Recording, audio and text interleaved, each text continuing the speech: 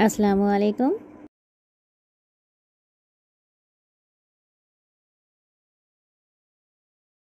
Ahli सदरी वयस्सिर ली अमरी वहलुल उक़दतम मिन लिसानी यफ़क़हू क़ौली।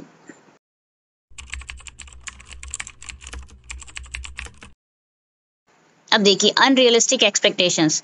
अभी हमने जस्ट पढ़ा था कि वुमेन के ड्रेसेस पे डिज़ाइन यहाँ पे मेन कर रहे हैं, ठीक।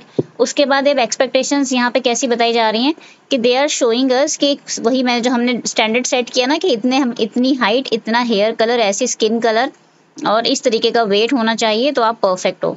तो बाद में ये पता चल रहा है कि जो एवरेज मॉडल जो जिस तरह के मॉडल्स वो हमारे सामने लाते हैं ना कि इस तरह से होना चाहिए, ब्यूटी के स्टैंडर्ड ये हैं, वो एक्चुअली जो नॉर्मल एक वुमेन जो है ना उससे 23% कम वेट होता है उनका।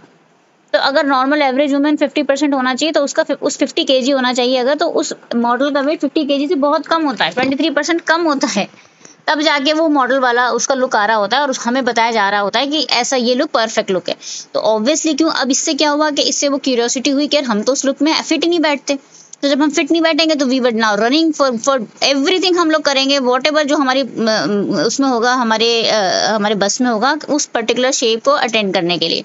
अब यहाँ पे देखिए ना कि यहाँ पे ये एक्सपेक्टेशंस, ये एक सिनेमैटिक मेडिसिन कॉलेज एक यहाँ पे, वहाँ पे जब एक सर्वे किया गया है तो पता चला कि कोई भी वुमेन जो है ना वो अपनी उससे बॉडी से खुशी नहीं थी, जबकि रियलिटी में जो अंडरवेट थी ना 45% वुमेन जो ऑलरेडी अंडरवेट थी उनको लगता था कि मतलब है ना हम मोटे हैं।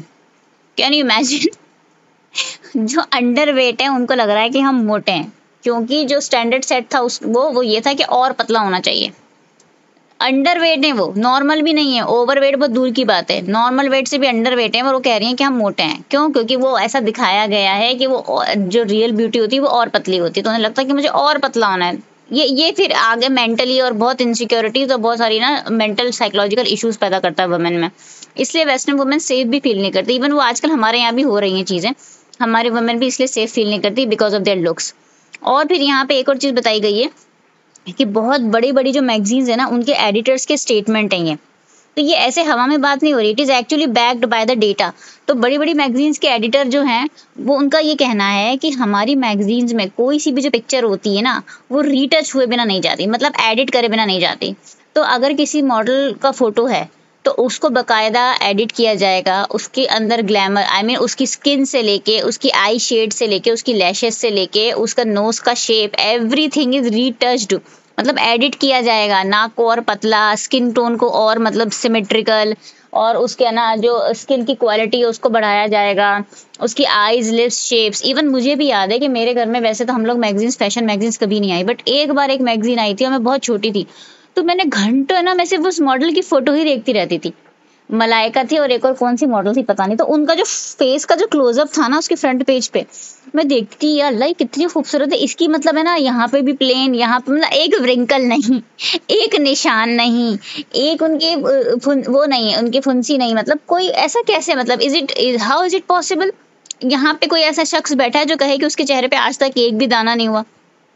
ये रियलिस्टिक एक नहीं है ना ये नॉर्मल है, ये लोगों के चेहरे पे होते हैं, मतलब पिंपल्स होते हैं, वो आते हैं जाते हैं, ठीक है, हम उन्हें उसकी केयर करनी चाहिए। इसका मतलब ये नहीं है कि हम पिंपल होने दें और भर भर के होने दें और हाँ फोड़ लें और निशान, ऐसा नहीं है।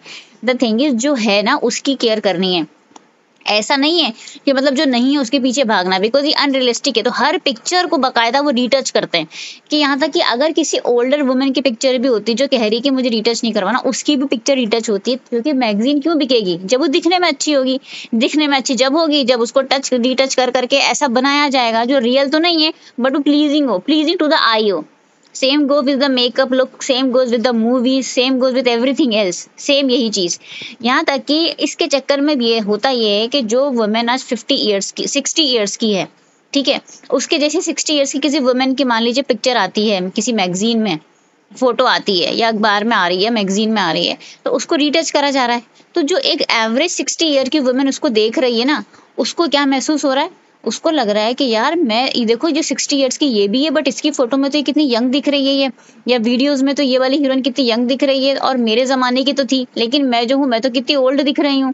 तो अब उसको भी लग गया कि मतलब अब क्या हुआ, अभी तक अपनी जिंदगी में खुश है, लेकिन जैसे उसके सामने ये चीज पैदा करी जाएगी कि देखो वुमेन ऐसी होती है 60 ईयर्स में, तो उसको बैठे बैठे एंग्जाइटी होगी कि मैं मतलब ओवर एज दिख रही हूँ, मैं अपनी एज से ज्यादा दिख रही हूँ, मेरे चेहरे पे तो रिंकल्स भी हैं, मेरे चेहरे पे तो ये भी है वो भी है। इसके चक्कर में होता क्या है, अब देखिए इसी के चक्कर में क्या हुआ है कि वुमेन की कंडीशन ये हो गई है कि उन लोगों ने अपनी ना सर्जरीज करानी शुरू कर दी हैं।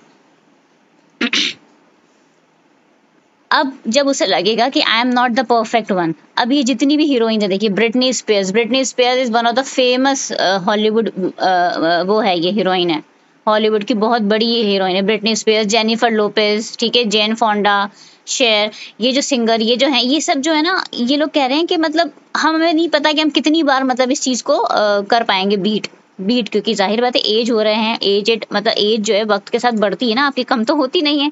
अब ये लोग क्या करेंगे, ये लोग अपनी ना सर्जरीज कराएंगे। तो ये जो सर्वे के अकॉर्डिंग देखिए 5 टॉप मोस्ट सर्जरीज, लिपोप्लास्टी यानी कि लिप्स को मोटा करना। अब क्या ये जबरदस्ती की आजकल की ये नीड हुई ना कि हमें लिप्स को मोटा करना है। Have you ever think about it कि अगर हमारे लिप्स ओवर साइज जो दिखाते हैं, या तो पता है ना आपको, ये तो लिप फिलर लाइनर और लिप फिलर के उससे दिखाते हैं ना, फिल करते हैं, जो मतलब हमारे लिप्स के जो ऊपर की जो स्किन है ना, उस पर भी लिपस्टिक लगा के एक बार, एक तो ये नेचुरल सा एक वो होता है, नेचुरल मतलब लोकल जो करते हैं लड़कियां, तो लिप्स का जो रियल शेप है ना उससे बढ़ाकर लिपस्टिक लगाती हैं, ठीक है, ताकि लिप्स जो है हमारे बड़े दिखें, नहीं तो फिर वो सर्जरी करा देती हैं, लिप्स फूले फूले फूले फूले पफी और मोटे दिखें। Have you ever think girls कि ये लिप्स को बड़ा करने की जरूरत क्यों है? मुझे तो पर्सनली भी फूले हुए लिप्स कभी भी पसंद नहीं आते एज ए वुमेन की नजर से अगर मैं देखूं तो। बट आपको पता है ये क्यों करा जा रहा है? क्योंकि मैन को, जो वुमेन की जो बॉडी पार्ट्स, क्योंकि मैन जो है ना वो औरत को जब ऑब्जेक्टिफाई करके देख रहे होते हैं ना एक ऑब्जेक्ट की तरह, तो उसको उनकी क्या क्या चीजें पसंद आती हैं, किस किस पे उसकी वो जाती है नजर, उसके लिप्स पे, कि लिप्स कितने सेक्सी हैं, कितने बड़े हैं, उसके ब्रेस्ट कितने बड़े हैं, उसके हिप्स कितने बड़े हैं। लिटरली मतलब दुनिया की ये हरकतें, मतलब ये चल रहा है लाइफ में, मतलब और इतने खुले खुले तौर पे चल रहा है। बट इसको मॉडर्निज्म और फैशन के नाम पर इस तरीके से औरतों, मतलब औरतों को इससे ज्यादा स्लेव, इससे ज्यादा गुलाम और कौन होगा? लिपोप्लास्टी की जरूरत क्यों है? लिप्स अगर छोटे हैं तो why they can't be beautiful? मुझे बताएं ना आप। अगर सिंपल प्लेन जो लिप्स हैं किसी भी शेप के हों, लिप्स कैसे मतलब किसी के बस सूरत हो सकते हैं? Can you think about it, how lips can be अगली? लेकिन उसके नतीजे में आप ये देखो ना कि सबसे ज्यादा जो सर्जरी करी जा रही है वो लिप्स को फूला मोटा करने की सर्जरी करी जा रही है। देखें जो 5 मेन सर्जरी हुई हैं, ठीक है, लिपोप्लास्टी और आईलिड सर्जरी। तो अब आपको आईलिड, जो आपकी आंखें, अब आप मुझे बताओ आईज नेचुरली कितनी खूबसूरत हैं, मतलब कोई से भी कलर की आईज हो, आईज का जो शेप है, आईज जो जिस तरीके से आई दिखती है, उसकी नॉर्मल, उसके आईब्रो कैसे भी, लैशेस कैसे भी, वो पर्टिकुलर उस आई के लिए ब्यूटीफुल है। How an I can be ugly? तो why the need to make it more beautiful, कि उसकी सर्जरी कराई जा रही है, उसके आसपास के ये हटाई जा रही है, पता नहीं क्या झुर्रियाँ, बोटॉक्स लेती हैं, ब्रेस्ट ऑगमेंटेशन। विमेन ब्रेस्ट दिए गए थे as a body part so that they can feed their kids. और अगर ये ब्यूटी में अगर इनहेंस करता भी है तो जो नेचुरल है वो सबसे ज्यादा ब्यूटीफुल है। बट औरतें इतनी पागल हो चुकी हैं कि they are actually working on it कि उनके ब्रेस्ट का साइज बढ़ जाए, उसके लिए वो सर्जरीज करा रही। कैन यू इमेजिन ये कितना खतरनाक हो सकता है, इसके कितने साइड इफेक्ट्स होते हैं? एक तो जिस वजह से जो सर्जरी होती है ना, सर्जरी बेटा इतनी आसान नहीं होती, it is a very huge process कि उसमें आपका एरिया सुन किया जाता है, पर्टिकुलर एरिया। फिर जब वो सुन करते हैं ना तो यू डोंट इवन नो कि वहाँ पे हो क्या रहा है, ठीक है। फिर जब वो उसके बाद जब उसको होश आएगा ना तो आपको वो पेन अलग फील होगा, पैसे भी आपके जाएंगे और आप एक नॉर्मल लाइफ फिर उसके बाद नहीं जी सकते।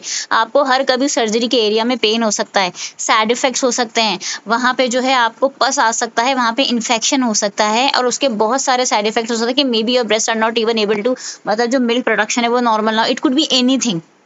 मतलब इसके चांसेस हमेशा रहते हैं सर्जरीज में। फिर भी वुमेन इन सबको स्टेक पे रख के, एक उस पे रख के ये सब करने को तैयार होती है। तो सोचो उसको किस कदर मेंटली स्लेव बना दिया गया है, जो वो समझ रही है कि I am looking beautiful. But मुझे ब्यूटीफुल लगना क्यों है? ताकि और आदमी मुझे देखें। तो मुझे हर आदमी की अटेंशन क्यों चाहिए? Why I am attention seeker here? Why I want कि people look at me and praise me? ये तो देखें, दिस इज द नीड जो क्रिएट की जाती है किस चीज से? एक, क्योंकि इंसान के अंदर बेसिक नेचर होता है कि लोग उसे पसंद करें, ये एक बेसिक सी चीज होती है, ठीक है, ये होता है हम सब के अंदर, ठीक है। बट वो हमें किस चीज के लिए पसंद करें ये अब हमें डिसाइड करना है। If someone is liking you for your beauty, तो कल को आपकी ब्यूटी नहीं रहेगी तो यानी कि वो आपको लाइक नहीं करेंगे। तो यहाँ तो आपका डबल नुकसान हो रहा है। आप अपने आप को ख्वार भी कर रहे हैं, अपने आप पे इतना पेन भी ले रहे हैं, और उसके बाद जब वो चीज नहीं रहेगी तो बंदा भी आपको छोड़ देगा। तो क्या ये वो अटेंशन है जो आप चाह रहे हैं, या ये वो मोहब्बत है जो आप चाह रहे हैं? वाई यू आर, मतलब आप इसके पीछे भाग रहे हैं फिर। नोज रीशेपिंग, अपनी नोज का बताएं, रीशेप करवाती हैं लेडीज, मतलब। और पता है ये बहुत हार्ड सर्जरी होती है, बिकॉज इट इंक्लूड एक बोन होती है ना नोज की, और इसके अंदर इतना पतला सा गैप रहता है जिस जहां से हमारा ये ऑक्सीजन और कार्बन डाइऑक्साइड का आना जाना, ये सब चीजें हो रही। It is a very difficult surgery, but still women go for this face lift. अब आप बताओ, मतलब ये वो बेटा, ये आई मीन सर्वे के अकॉर्डिंग है कि इतनी इन सर्जरीज में बढ़ा 304% की इंक्रीज हुई है, इंक्रीज, कि पहले अगर 1 होती थी तो अब 304% हो रही है। इस कदर मतलब ये इंक्रीज हो रहा है। और यहाँ पे ये हुआ है कि बोटॉक्स एक इंजेक्शन होता है, ठीक है, जो लगता है ताकि आपकी स्किन ज्यादा यंगर लुक दे, ठीक है। तो ये सारे एक्शंस क्यों कराते हैं? In the name of attaining a certain image. एक पर्टिकुलर इमेज चाहिए होती है, पर्टिकुलर शेप के लिप्स चाहिए, पर्टिकुलर शेप का ब्रेस्ट चाहिए, पर्टिकुलर शेप का मुझे अपना फेस लिफ्ट चाहिए, अपनी नोज चाहिए, इसलिए ये सारी सर्जरीज हो रही हैं। जबकि रियलिटी में ऐसा नहीं हो सकता है। रियलिटी में हर औरत एक जैसी कैसे दिखेगी भाई? How is it possible? ठीक है, तो ये अनरियलिस्टिक एक्सपेक्टेशन सेट की जाती हैं, फिर हमारे बीच में लगती है, वुमेन के बीच में लगवाई जाती है एक रेस कि who is gonna achieve that, okay. और जिसमें सिर्फ 1 और 2 ही जो होंगी होल पॉपुलेशन में जो रियल में ऐसी होंगी, बाकी सबको उसको अचीव करना पड़ेगा।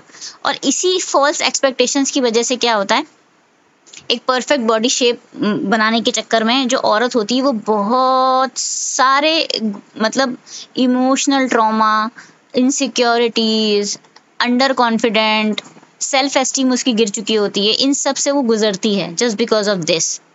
जबकि आप ये सोचो कि क्या एक औरत का, एक इंटेलिजेंट वुमेन का ये गोल, अगर वो पूरा अपना टाइम इस पे दे कि मैं कैसी दिख रही हूँ, अपना टाइम, मनी और एफर्ट कि हाउ डू आई लुक, और मैं इसमें और कैसे खूबसूरत हो जाऊं, कौन सी सर्जरी कराऊं इस बार कि मेरा मतलब, और मतलब कैसे मैं और यंग दिखूंगी, या कैसे मैं और अच्छी स्किन वाली और अच्छे ये वो नोज ऐसी, ब्रेस्ट ऐसे।